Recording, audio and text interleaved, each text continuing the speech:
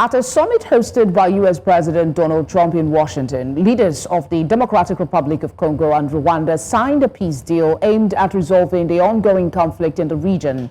The agreement, endorsed today, builds on a deal reached in June, though analysts caution it has yet to stop fighting in eastern DR Congo, where recent clashes between government forces and M23 rebels accused of Rwandan backing have continued. The DR Congo army accused rebel groups of sabotaging the peace process, while M23 claimed the government breached a ceasefire by launching offensives. The conflict, which escalated earlier this year, leading to thousands of deaths and mass displacement, remains tense. Let's get some thoughts on this. We turn now to global policy analyst Alexander von Rugen. Thank you very much, Alex. Many have described the second coming of Trump as a moment for fostering reconciliations. Here's another one between DRC and Rwanda. How better does President Trump do this than his other presidential assignments? Well, I mean, Trump has been on the record as being, he wants to be the president known for making peace treaties as opposed to a wartime president. His adversaries will argue this point, saying you don't make peace with missile launches or invasions, and actually you do.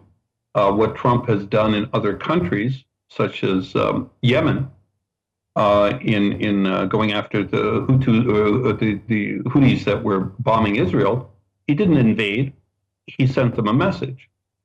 So now when Trump speaks, people listen. He's an affirmative action guy. He took on this task to try and negotiate a peace in Rwanda and the DRC.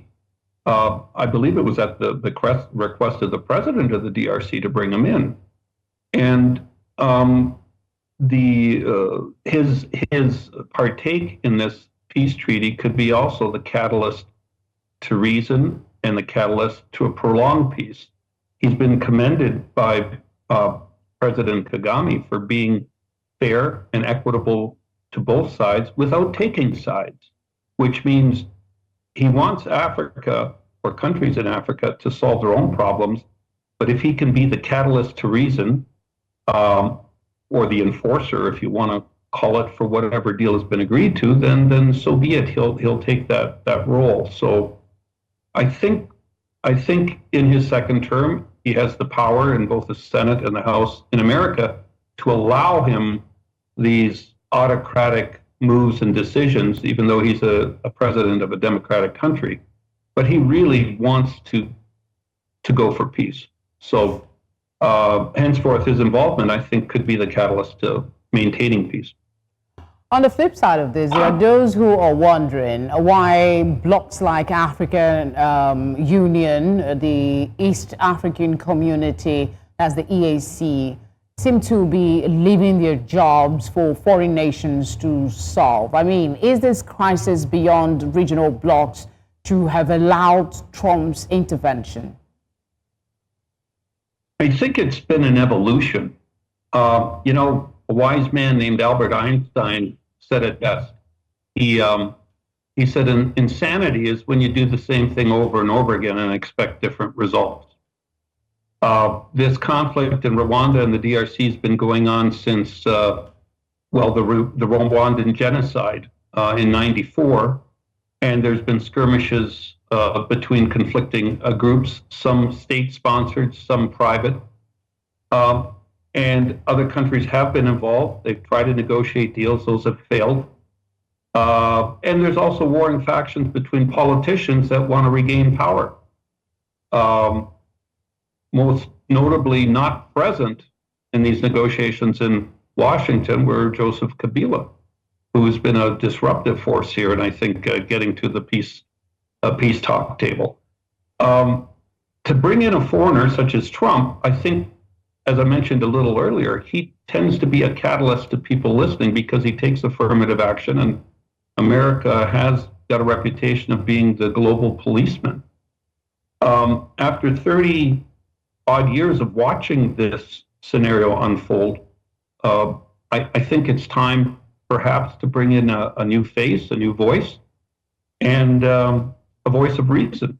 Again, if that's the catalyst to peace, then did Africa or the African Union learn something from this? I would hope so. If anything, they should use it as an example on perhaps how to conduct future negotiations. Okay, what would you say to those who say Trump's intervention is more of selfishness than it is of sincerity? The argument is that the U.S. is never known for freebies, for every handshake they extend, they return with a bag. And then there is Trump was asking for $500 billion in minerals as compensation from Ukraine to pay back America's aid during the war.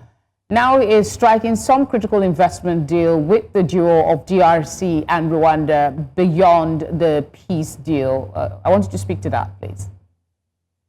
Well, you can't compare apples to oranges. The Ukraine deal is a totally different animal. Billions of dollars have been fronted by the U.S., and Trump makes it very clear that's not aid. That's a debt that has to be repaid. So we talk about 500 billion or million or whatever it is in mineral resources. That's collateral to pay back a debt that's been borrowed. You know, you want to buy weapons? You have to pay for them. America's cut a deal where the weapons will be sold to the European Union, and if the European Union wants to donate them to the Ukraine, that's on them, but Trump says we're going to get paid for it. In Africa, one thing Trump has done, and it's been to the anxiety of a lot of corrupt officials, is he's cut off U.S. aid and he's defunded the UN. He's advocating trade over aid.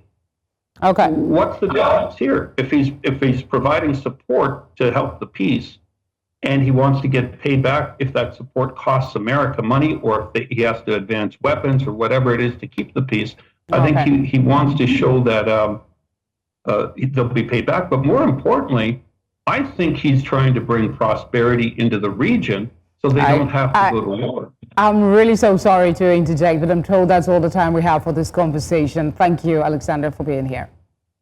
My pleasure.